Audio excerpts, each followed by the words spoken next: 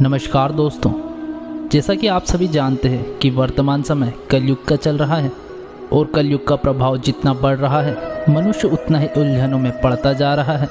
ऐसे ही कर्म, ज्ञान और भक्ति ये तीन पद है। किस मार्ग पर चलना ठीक रहेगा यह प्राचीन काल से ही एक विडंबना बना हुआ है। कोई कहता है कि कर्मयोगी बड़ा है तो कोई कहता है कि ज्ञान योगी सर्वश्रेष्ठ है, तो वहीं कोई भक्ति को सबसे बड़ा बताता है। मनुष्य को कौन सा मार्ग अपनाना चाहिए और तीनों में क्या क्या भिन्नता है, इसका सटीक और सही उत्तर श्रीमद् भगवत गीता में दिया गया है, जिससे हम आज आपको परिचित कराएंगे। अगर आप हमारे चैनल पर पहली बार आए हैं तो सब्सक्राइब ज़रूर कर लें। तो चलिए देरी ना करते हुए वीडियो को शुरू करते हैं।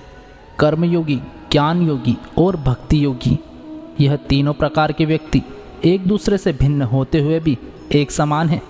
कर्मयोगी परमात्मा को पास से देखता है, वहीं ज्ञान योगी परमात्मा को अपने अंदर देखता है और भक्ति योगी परमात्मा को हर जगह देखता है। यह केवल प्रति व्यक्ति के दृष्टिकोण पर निर्भर करता है। इसे सरलता से समझने के लिए एक लघु कथा के माध्यम से समझने का प्रयास करते हैं।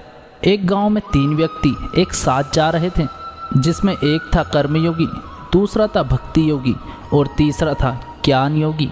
इन तीनों में ही अपने अपने गुण थे और तीनों में ही अपने अपने गुण के प्रति घमंड भी था। कर्मयोगी भक्ति योगी को कहता था कि यह समय व्यर्थ कर रहे हैं, बस मंदिर में बैठे रहते हैं और माला घुमाते रहते हैं। अब जो दूसरा व्यक्ति था ज्ञान योगी, वो इन दोनों को मूर्ख समझता था। वो कहता था कि यह लोग निचले स्तर पर है और मैं इनसे ऊंचे स्तर पर हूँ।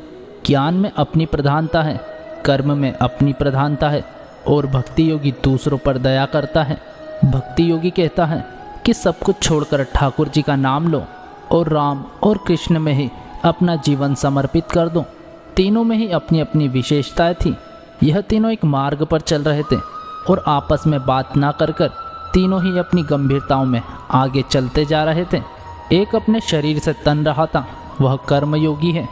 एक की आंखें तन रही थी, वह ज्ञान योगी है। और एक भावनाओं से भरा हुआ था, वह भक्ति योगी है। अचानक बहुत तेज वर्षा होने लगी और जोरों की आंधियां चलने लगी। फिर तीनों यहाँ वहाँ भागने लगे। आगे एक मंदिर था, तीनों मंदिर की ओर दौड़े। उन्होंने वहाँ जाकर देखा तो मंदिर में कोई प्रांगण नहीं था, केवल गर्भगृह ही था और वह तीनों गर्भगृह में ही घुस गए। वहाँ उस गर्भगृह में कुछ भी पकड़ने की वस्तु नहीं थी, केवल भगवान की मूर्ति ही थी। फिर तीनों ने ही भगवान की मूर्ति को पकड़ लिया। थोड़ी देर बाद उन्होंने देखा कि सामने से भगवान श्री कृष्ण जी प्रकट हो गए। अब उन्हें एक आश्चर्य हुआ और तीनों के मन में एक शंका भी थी, जिसे एक एक करके वह भगवान से पूछने लगे। कर्मयोगी ने कहा कि मैं कर्म कर कर के थक गया, परंतु आप नहीं आए। ज्ञान योगी ने कहा कि मैं सबको ज्ञान देते देते थक गया, आप तब भी नहीं आए। वहीं भक्ति योगी ने कहा कि मैं भक्ति करते करते थक गया, परंतु आपने कभी मुझे दर्शन नहीं दिए। आज आप अचानक से यहाँ कैसे प्रकट हो गए? तभी भगवान ने कहा, क्या तुम जानते हो मैं तुम्हारे सामने आज अचानक से क्यों आया हूँ? क्योंकि आज तुम तीनों एक साथ में हो। इसीलिए कर्म, ज्ञान और भक्ति, इन तीनों गुणों को जो व्यक्ति अपने अंदर समाहित कर लेता है वह भगवत प्राप्ति से अधिक दूर नहीं है। यही एक प्रज्ञावान व्यक्ति का पूर्ण लक्षण है। श्रीमद् भगवत गीता में कृष्ण ने अर्जुन को कर्मयोग, ज्ञान योग और भक्ति योग तीनों की शिक्षा दी। ये तीनों ही रास्ते हैं जो जन्म मरण के चक्र से आत्मा को बाहर निकालकर परमात्मा तक ले जा सकते हैं। कर्म करें और उसे परमात्मा से जोड़ दें, ये कर्म योग है। ज्ञान प्राप्त करें और उसका आधार परमात्मा हो, ये ज्ञान योग है। भक्ति में हमारा मन उसी परमात्मा की स्तुति करे, प्राणी मात्र में उसके दर्शन हो जाए, यही भक्ति योग है। गीता कठिन प्रश्नों का सरल उत्तर है। श्री कृष्ण का जीवन और गीता का उपदेश इन्हीं तीन बिंदुओं पर टिका है। श्री कृष्ण ने गीता में कर्मयोग, ज्ञान योग और भक्ति योग कहे हैं। पूरी महाभारत में भगवान के तीन ही मित्र हैं, अर्जुन, उद्धव और सुदामा। अर्जुन कर्म के प्रतीक हैं, उद्धव ज्ञान के प्रतीक हैं और सुदामा भक्ति के प्रतीक कहे गए हैं। ये तीन मित्र ही हैं जो हमारे जीवन को सही मार्ग पर ले जाते हैं। वैसे ही तीन महिलाएं हैं, द्रौपदी, राधा और कुंती। द्रौपदी कर्म की प्रतीक है राधा भक्ति की प्रतीक है और कुंती ज्ञान का प्रतीक। कृष्ण का संपूर्ण जीवन और गीता का संपूर्ण सार इन तीनों के योगों पर ही टिका है।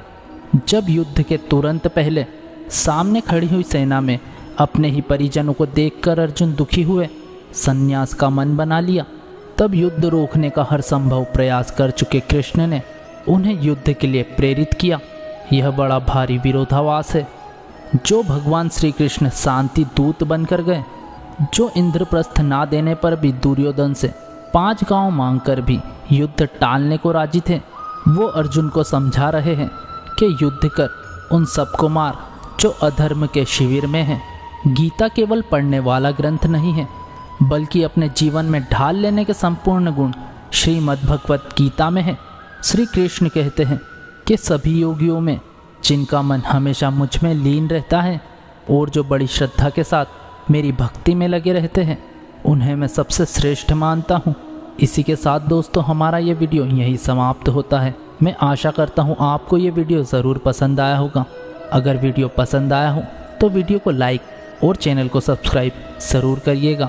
जल्द ही मिलते हैं अगली वीडियो में। तब तक के लिए आपका बहुत बहुत धन्यवाद। जय श्री कृष्णा।